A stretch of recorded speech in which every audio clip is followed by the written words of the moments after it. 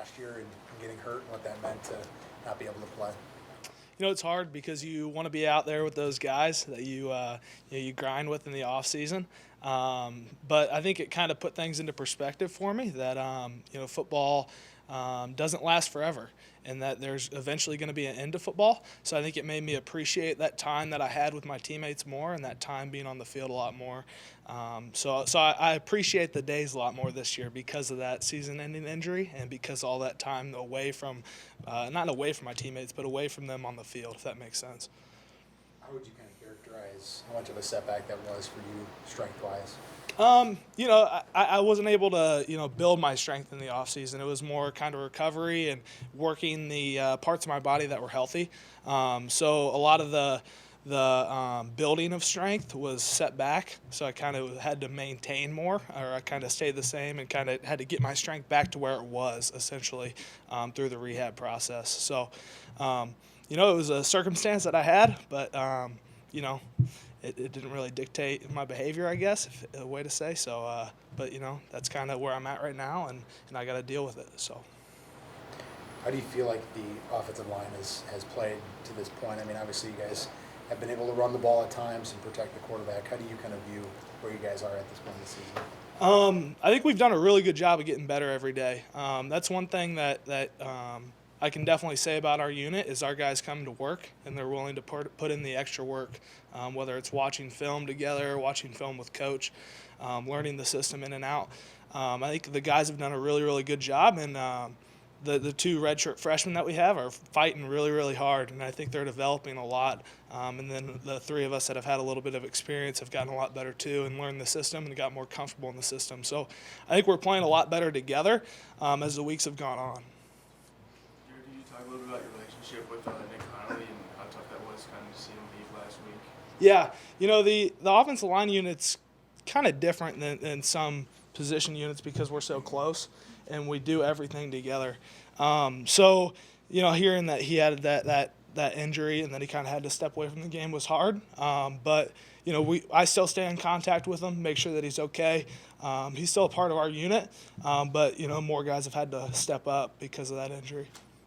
How important is it for you to win a trophy game this year? I'm really excited for this weekend because this is why you play in the Big Ten. It's for games like this. It's for going to the big house. I've never been there before. Playing in front of 110,000 people under the lights for the Jug. One of the most famous trophy games in the country, really. And I wouldn't say it's like a necessity. Well, I would say it's a necessity. We want to win, but it's not like a season changer because each game we treat the same. Whether it's the Jug, whether it's whoever it is, we treat each game the same, and this one's the most important one because it's the next one. As an Ohio kid, did you have any – I know your dad played at Dayton. Is there any animosity for Michigan? Did you grow up a Buckeye fan or anything like that? If I had to identify with a team, I'd say Ohio State, but I wasn't a huge Ohio State fan. I watched all the games, but I wouldn't say I hated Michigan or anything, so. Is it a bigger deal? It's on national television. I know BTN and cable, but this is over the air, Fox. Honestly, I don't think about that because I'm in the moment on the field and worried about my job and worried about leading our unit to do our absolute best. So, honestly, I don't really think about whether it's aired on ESPN, Big Ten Network, Fox Sports 1, whatever. So. Jared, what kind of a challenge does it present to have a quarterback who's as mobile and creative as Demery, where you may have to block for 1 or 2 extra seconds on a play for him to be able to find those lanes? Yeah, it's exciting. I'll tell you that because he's able to make plays on his own, and he's able to avoid different whether it's pressure or whatever, he's able to avoid it. So I think it's exciting, and having a player like that back there makes us offensive linemen want to work for that player and work harder and block longer and finish our blocks. So I think it's really exciting. What challenges does the Michigan defense present for you guys? They have a lot of talent. They have some experience and some young talent. So I think, we're going into this game similar because Coach Warner talks all the time that, he teaches us technique that can beat the best players. So it's going to be a challenge because they have really, really good talent and really, really good players with some experience. But I think, we're going to go into the game the same because our technique is meant to play against these type of players. How can you try to be more vocal? I think just making sure everybody's on the same page on the offensive line, because that's huge in order for us to play together as one unit. So echoing the calls down the line, making sure everybody's on the same page and they see the same things as me on the sideline. So having that conversation on the bench has been huge. How